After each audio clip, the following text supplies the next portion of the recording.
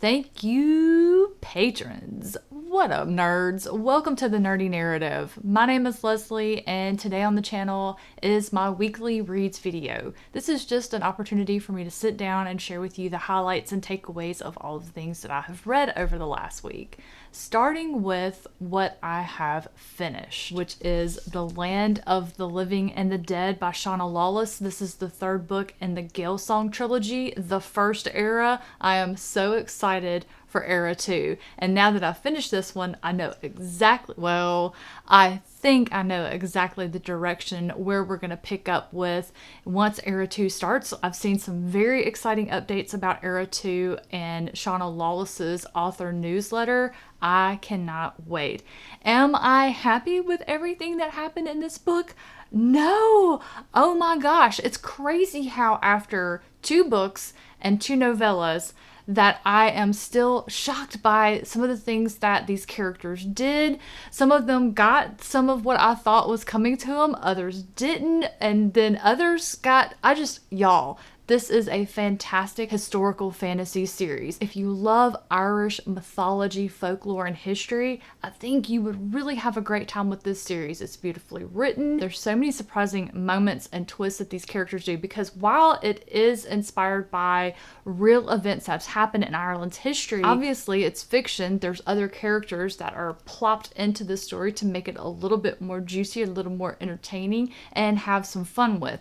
Love this, cannot recommend this enough. I do have a review that's going to be coming out in a few weeks, so keep your eyes peeled for that if you want to see my non-spoiler thoughts of how this trilogy ended. So those of you who like to wait for something to be finished before you get started, you can find out, okay, is this worth my time investment? Spoiler alert, yes. Go ahead and pick it up. You won't be sorry. The audiobooks are wonderful. I've enjoyed all of the narrators that have been involved in narrating this series. So if you're an audiobook lover, you're going to have a great time. They're all Irish, so it really helps immerse you into the story. Before we get into what I'm still actively currently reading, I do have a DNF, and I'm sure a lot of you saw this coming. House of Leaves by Mark Danielewski, or Danielewski. I'm not exactly sure how to pronounce his last name. This was my patron pick for the month of October, so it was a really difficult decision for me to DNF this book. And the reason why is it got so convoluted. I was more interested in getting the story, but it seems the author wants to take 20,000 ways to get back to the heart of the story, which is the Navidson Record. This is a film that has since disappeared. No traces of it can be found in existence, according to the editors. But there's a manuscript about this film that our person who gave this to us, Johnny Truant, has found in a dead man's apartment. So the bulk of this was written by this man who died, Zampano. Johnny Truant is going through and reading it, and then he's writing stuff in footnotes. So it's a story about a movie that we're getting the thoughts of the person who has discovered it. The heart of the story, the Navidson Record, that's what I'm most interested in. This family moves into a house, this Nobel-winning photographer. He decides he's going to put cameras all in the house, and he's just going to film him and his family settling in this new home and getting plugged into their community. And then they discover that the house is bigger on the inside than on the outside. I did get far enough into where the Navidson family will come home and there will be an additional hallway added to the house. That part is so intriguing to me. This is a film I would have loved to have seen. The problem is it's surrounded by so much stuff. Zampano apparently did all of this research. He will go into this one particular word's meaning, all of its translations. We'll get into mythology and folklore, and it's just written in a way that's not entertaining to read. This isn't something you can just sit down and lose yourself in for a few hours, and it just kept getting away from the point. I was interested in a while in Johnny Truant's footnotes, but then they just started getting wild, which I guess is supposed to match with what's going on in the Navidson Record and why this film maybe isn't in existence anymore. It has some sort of effect, kind of like The Ring. You saw The Ring video, and then all of a sudden she's going to come out of your TV and get you. That might be what the author was going for. At any rate, it didn't work for me. I did have someone respond to me on Twitter, another author, Brian Asman, who said the first time he picked it up, it didn't work for him. He set it down years later, came back, read it, and loved it. I'm gonna try that. So this one is a not right now. So maybe we'll revisit that one in the future. Moving into what I'm actively currently reading, both of these books are amazing. I think they're both going to be 5-star reads or almost 5-star reads. But right now I'm over 60% of the way through each of them. It's difficult to make the decision of which one I'm going to pick up first. We'll go with We Solve Murders by Richard Osman. If you're a fan of the Thursday Murder Club, I think you're going to have a great time with this book. It's a completely different speed. We've got a new detective duo, although I'm not really sure who our duo is going to be by the end, because we have this little small group of characters that are actively trying to solve this case. Now, some of them might just be along for the ride due to circumstances, and I think this might be going with Amy Wheeler and her father-in-law solving murders going forward, because it is the first in a new series by this author. I don't know. Whatever it is, I'm in for the ride. I am having so much fun trying to figure out who our villain is, Francois Loubet. Nobody knows who Francois Loubet is, except that he is this big-time money smuggler. Why does no one know who this is? Richard Osman had a genius move in this one, and that Francois Loubet is taking advantage of ChatGPT. Francois laments science and how science is making it difficult for a criminal to just be doing honest criminal work. And that you can write something somewhere and write something somewhere else, and the authorities can match it and figure out who you are. Francois puts everything he writes through ChatGPT. Everything. It's so funny when we get to those chapters, because he says, ChatGPT, please rewrite in the tone of a friendly English gentleman. I am just loving that, y'all. That is the author who took the lemon that is AI and made lemonade out of it. It's been really fun to read about. I am loving this motley crew of characters. There's so much humor. I love how Richard Osman writes characters. He is really trying to compete with Stephen King as far as writing characters with me. Who knows, if Richard Osman keeps pumping out books with characters like this, it might just happen. The other book that I'm currently reading, I started Save Game by Joseph Sell. This is the first book in a series. It's called Levi's Game, and I read this one because I'm going to be beta reading the second book in the series if I'm not too late. I have to look at the time frame. I might be too late. I'm still going to read it and send my feedback to Joseph anyway.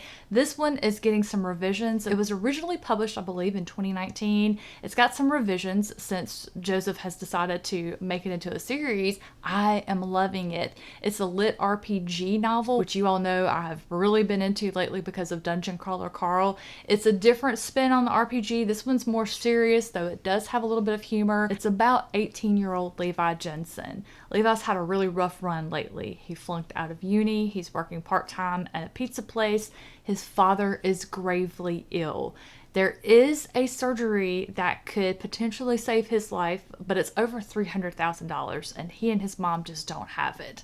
So he is competing in a video game, virtual reality, Fate of Alaria. The winner gets $1 million. There was a very stringent process to be allowed to play this game. They only took 1,000 players to enter into this world to attempt to beat the game to win the cash prize. Every person that's in this game is not in it just for the money. They need the money. Like Levi, he's trying to save his father. So they have to compete. They have to get these silver keys.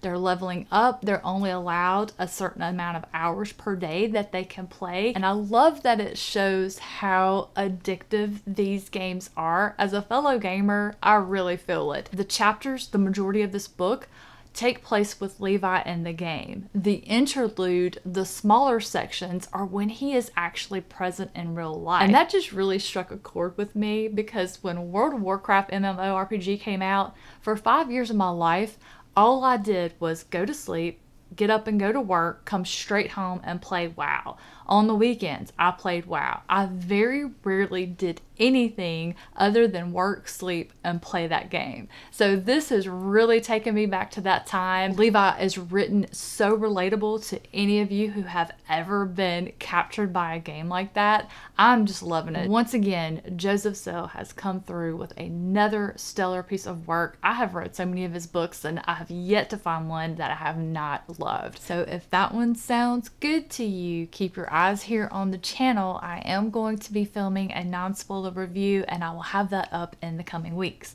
While we're talking about Lit RPG, let's move into what's next on the TBR. On Monday, the 7th book in the Dungeon Crawler Carl series by Matt Dinniman is going to be available on Kindle Unlimited. I am so excited. That's another reason why I want to finish Joseph Sells' save game before then, so I can dive right in on Monday.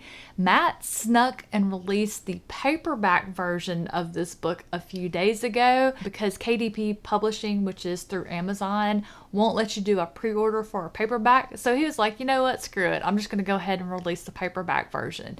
But the digital version is going to be available on Monday, the 11th. The audiobook's not going to be done until February of 2025.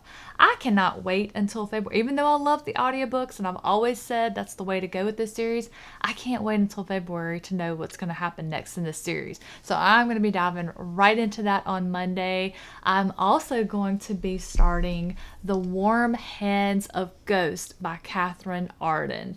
I have no idea what this book is about. I just know that she wrote the Winter Night trilogy, which I absolutely adore. And because I love that series so much, I've had my eye open for anything new that she released. My friend Ev ordered 2 copies of this one. She sent me one, which I need to check with her and see if she's ready to read this. We decided we were going to buddy read it together. So The Warm Hands of Ghosts and This Inevitable Ruin are what is up on the TBR for me next week. Should I finish both of those, then I'm going to go ahead and dive into my beta read by Joseph Sells, the second in the Levi's game. So that wraps up all the things that I have been reading over the last week, which is pretty much how I've been spending most of my time: reading, watching basketball, and playing games.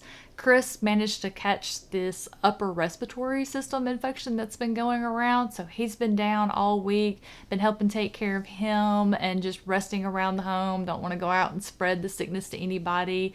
I've been doing good, thank goodness. It's probably because of the antibiotics I was on for my ear, which I went to the ENT. They did a hearing test. He said that the infection was gone, but the hole is still there. So I go back in 5 more weeks. He's going to check it out, do another hearing test, and then come up with a plan of action if there is one needed. He said, and it made perfect sense after he said this, I asked him, I said, I wasn't sick. Normally, anytime my eardrums have ruptured or perforated was because I was sick. I had a cold and it drained into my ears and made them rupture. I said, I wasn't sick. I was fine.